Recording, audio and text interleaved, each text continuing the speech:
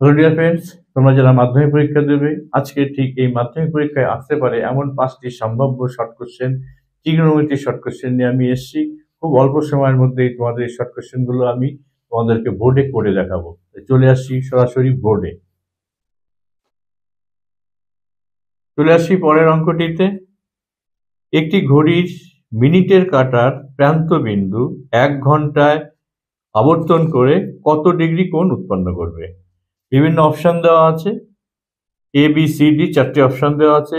এর মধ্যে কোন অপশনটি সঠিক আমরা এই অঙ্কটি এবার দেখে নেব। আমি একটা ঘড়ির পিকচার এখানে দেখো ড্র করেছি। একটা ঘড়ির মিনিটের কাঁটা, ঘন্টার কাঁটা দুটোই আমি এঁকেছি। ঘন্টার কাঁটা ছোট, মিনিটের কাঁটা বড় হয় স্বাভাবিক। আচ্ছা, মিনিটের কাঁটায় আমরা জানি 1 ঘন্টায় সম্পূর্ণ একটা আবর্তন করে, অর্থাৎ একটা পাক সম্পূর্ণ করে। অর্থাৎ এই মিনিটের কাঁটা পুরো এক পাক খেয়ে আবার আগের জায়গায় ফিরে আসলে মিনিটের কাঁটা উৎপন্ন করে 360 ডিগ্রি অ্যাঙ্গেল। এটা আমরা জানি, একটা সার্কেল 360 ডিগ্রি অ্যাঙ্গেল তৈরি করলো। কিন্তু এখানে যে অপশনগুলো দেওয়া আছে কোনোটাই 360 ডিগ্রি নেই। অপশনগুলো দেওয়া আছে সবই বৃত্তীয় মানে। তাহলে আমার এই 360 ডিগ্রিকে আমি বৃত্তীয় মানে কনভার্ট করব। তাহলে এখানে আমি কি করব? 360 ডিগ্রিকে বৃত্তীয় মানে কনভার্ট করতে গেলে এটা মনে রাখবে পাই/180। একদম সিম্পল নিয়ম। বৃত্তীয় মান এই নিতে গেলে অর্থাৎ ষাষ্টিক মানকে পাই/180 দিয়ে গুণ করে দাও। গুণ করে যেটা আসবে সেটাই হচ্ছে এর বৃত্তীয় মান। এখানে আমরা কাটাকাটি করতে পারি, কাটাকাটি করলে 2 পাই আসছে। কিন্তু এখানে একটা প্রশ্ন আছে, 2 পাই কেন হবে না? যদি বা 2 পাই আসছে, ঘড়ির কাঁটা অর্থাৎ ক্লকওয়াইজই ঘুরছে। কারণ ক্লকওয়াইজ আমরা জানি, ক্লকওয়াইজ যদি কোনো রশ্মি আবর্তন করে তাহলে ওই রশ্মিটি নেগেটিভ কোণ উৎপন্ন করে, আর অ্যান্টি ক্লকওয়াইজ যদি সে আবর্তন করে তাহলে এই রশ্মিটি পজিটিভ অ্যাঙ্গেল উৎপন্ন করে। এখন এই ঘড়ির কাঁটা তো এইভাবে মুভ করছে, অর্থাৎ মিনিটের কাঁটাটি এইভাবে মুভ করছে। তাহলে আমাদের হিসাব মতো এটা যেহেতু ক্লকওয়াইজই তো অবশ্যই ঘুরছে, তাহলে ক্লকওয়াইজ ঘোরবার জন্য ওর নেগেটিভ কোণ উৎপন্ন হলো। 360 তো বটেই, কিন্তু নেগেটিভ, এবং 360 কে আমরা কনভার্ট করে দেখলাম এটা নেগেটিভ 2 পাই এসছে, অর্থাৎ এই কোণটা নেগেটিভ কোণ উৎপন্ন হবে। তাহলে অপশন হবে ডি এর যে অপশনটা আছে, ডি এর অপশনটাই হচ্ছে সঠিক অ্যান্সার। অর্থাৎ অপশন ডি 2 পাই, অপশন ডি হলো তোমাদের সঠিক অ্যান্সার। -2 পাই অ্যাঙ্গেল উৎপন্ন করবে। চলে আসছে এবার পরের অঙ্কটিতে। এখানে আছে 2 cos 3 θ = 1 হলে থিটার মান নির্ণয় করো। 4টে অপশন দেওয়া আছে, এ পাই/8, 60, 20 and 45। এখন থিটার মানটা কত আমরা এটা কিভাবে বের করব? খুবই ছোট্ট অঙ্ক এটা। 2 cos 3 θ = 1, cos 3 θ = 1/2। 2টাকে আমরা এখানে নিয়ে আসলাম, অর্থাৎ সাইড চেঞ্জ করে দিলাম। এবার দেখো এখানে আমরা কিভাবে কাজটা করব। এখানে cos θ আছে আর এখানে হাফ আছে। আমরা যে টেবিলটা জানি, টেবিলে আমরা cos এর হাফ ডিগ্রি মানটা কত ডিগ্রি কোণে আছে সেটা দেখব।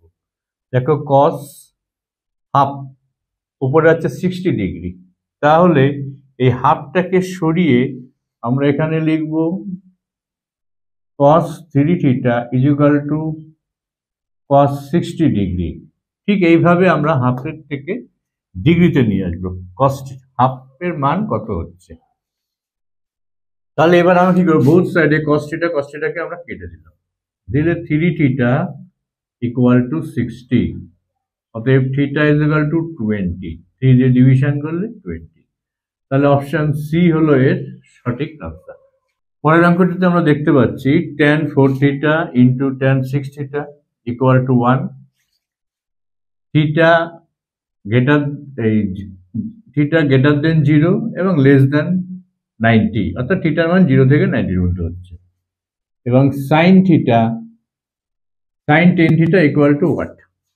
অপশন দেওয়া আছে এ তে 1, বি তে হাফ 1/2 এবং সি তে √3/2, ডি তে আছে 0। এখন এই অঙ্কটিকে আমরা এখানে আবার লিখলাম।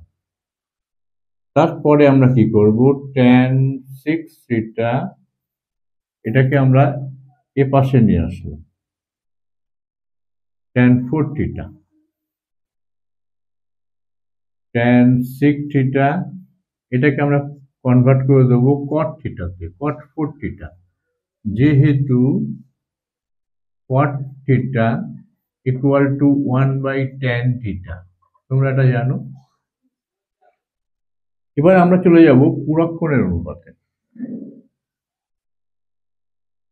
tan 6 থিটা ইকুয়াল টু, এখানে cot আছে, এখানে tan আছে, এখানে আমরা লিখব tan,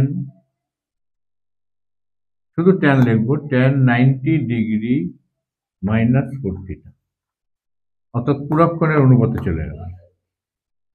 এবার বোথ সাইডে tan থিটা আমরা কেটে দেবো, তাহলে 6 থিটা এখান থেকে এদিকে আসলে এটা প্লাস হয়ে যায়, 4 থিটা ইজ ইকুয়াল টু 90, অর্থাৎ tan থিটা ইকুয়াল টু 90। তাহলে থিটার মান কত বের হচ্ছে? থিটার মান 9 ডিগ্রি। এবার আমরা চলে আসবো এই সাইন থিটার মানটাকে বের করে দেবো। এখানেই আমি বের করে দিচ্ছি, সাইন 10 ইন্টু 9, তার মানে আমরা পেলাম সাইন 90 ডিগ্রি। এবার সাইন 90 ডিগ্রির মান কত আছে? আমরা যে টেবিলটা জানি সেই টেবিলে আমরা দেখতে পাচ্ছি সাইন 90 মান আছে 1, 90 ডিগ্রি ইকুয়াল টু 1, তাহলে সাইন 90 ডিগ্রি ইকুয়াল টু 1। তাহলে অপশন এ হলো এর সঠিক আনসার। পরের অঙ্কটি দেখে নাও, tan theta plus cot theta is equal to 2 হলে tan টু দ্য পাওয়ার 2024 অর্থাৎ 2024 পাওয়ার, তারপর cot 2024 থিটা এর মান কত? এখানে খুব বড় একটা ফিগার দেওয়া আছে, এখানে যে ফিগারই দেওয়া থাকুক না কেন, যদি স্কোয়ার এবং কিউব বাদে অন্য কোনো ফর্মুলা, অন্য কোনো নাম্বার থাকে, তোমরা সবই একই নিয়মে করতে পারবে। এখানে কখনো কখনো এই অঙ্কগুলোর 13 পাওয়ার হতে পারে, এখানে 13 দিতে পারে, বা 7 দিতে পারে, পাওয়ার 7 দিতে পারে, যাই দিক না কেন নিয়ম একই হবে। সেইভাবে তোমরা অঙ্কটাকে দেখে নাও। আমরা এটাকে প্রথমে এখানে লিখলাম tan theta plus cot theta 2, এখানে cot থিটাকে আমি কনভার্ট করে নিলাম 1/tan থিটা, তারপর আমি এখানে এলসিএম করলাম, tan theta tan square theta plus 1 equal to 2। এবার আমি ক্রস মাল্টিপ্লিকেশন করলাম, tan square theta plus 1 equal to 2 tan theta. এবারে আমি tan থিটাকে এ পাশে নিয়ে আসবো, tan square theta minus 2 tan theta plus 1 equal to 0। এটা a plus a minus b whole square সূত্রে পড়ে গেল। ট্যানটাকে এ মনে করো, 1টাকে বি মনে করো, দেখো একটা ফর্মুলায় পড়ে গেছে। তাহলে tan theta minus 1 whole square, এখান থেকে আমরা এরকম পূর্ণ বর্গের রূপে নিয়ে আসলাম। এবার বোথ সাইড যদি আমরা বর্গমূল করি, তাহলে কি পাচ্ছি? tan minus 1 is equal to 0, অর্থাৎ 0 এর বর্গমূল 0 এবং এটার বর্গমূল tan থিটা মাইনাস 1 হচ্ছে। তাহলে আমরা কি পেলাম? tan থিটা ইকুয়াল টু 1টাকে ওদিকে নিলে 1, তাহলে tan থিটাকে আমরা 1 পেলাম। এবার আমরা এখান থেকে cot থিটার মানটা বের করে নেব।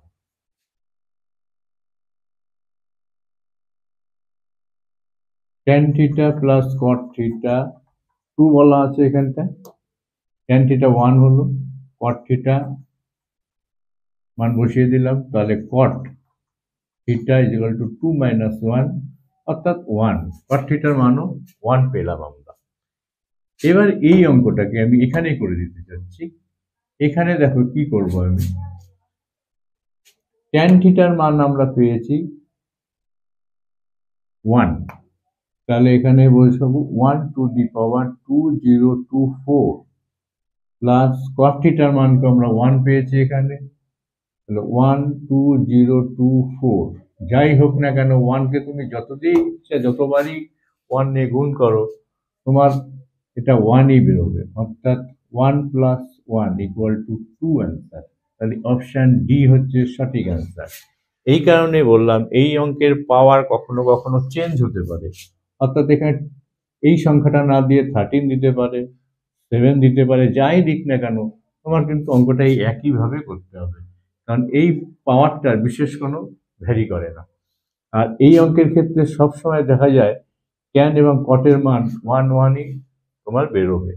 তাহলে 1 যদি দেওয়া হয় তাহলে তুমি এটা জেনেই যাবে এই ধরনের নিশ্চয়ই কোনো এত বড় পাওয়ারের ফর্মুলা তোমরা পড়োনি, দেখোনি, যার ফলে বোঝাই যায় এই টাইপের কোনো ফর্মুলা না থাকার জন্য এখানকার মানগুলো 1ই আসবে, এবং 1 আসলে কিন্তু একবারে আমরা অঙ্ক না করে 2 অপশনে টিক দিয়েও বেরিয়ে যেতে পারি। যাই হোক, এটা যদি কখনো 2 নম্বরের কোশ্চেনে আসে তখন তোমাকে এটাকে ডিটেলস করে দিতে হবে, করে তোমাকে এইভাবে পাওয়ারটা নিয়ে দেখাতে হবে। এটা 1 মার্কসেরও হতে পারে, 2 মার্কস হয়েও এই কোশ্চেনটা আসতে পারে। বিটার মান হচ্ছে 22.5 ডিগ্রি, তাই তো? আলফা হচ্ছে 45 ডিগ্রি আর থিটা হচ্ছে π/8 ডিগ্রি, অর্থাৎ এটা বৃত্তীয় মানে আছে। এখন আমাকে ফাইন্ড আউট করতে হবে, বের করতে হবে sine beta plus alpha plus theta equal to what. তাহলে আমাকে এই যে থিটার মানটা আছে বৃত্তীয় মানে, এটাকে আমি প্রথমে ষাষ্টিক মানে কনভার্ট করব। তাহলে থিটা ইজ ইকুয়াল টু π/8, অর্থাৎ 180 হবে না, 180/8। এটা কাটাকাটি করলে 45/2 আসছে, তার মানে 22.5 ডিগ্রি। ঠিক আছে, আচ্ছা কালিটা চেঞ্জ করে দিই।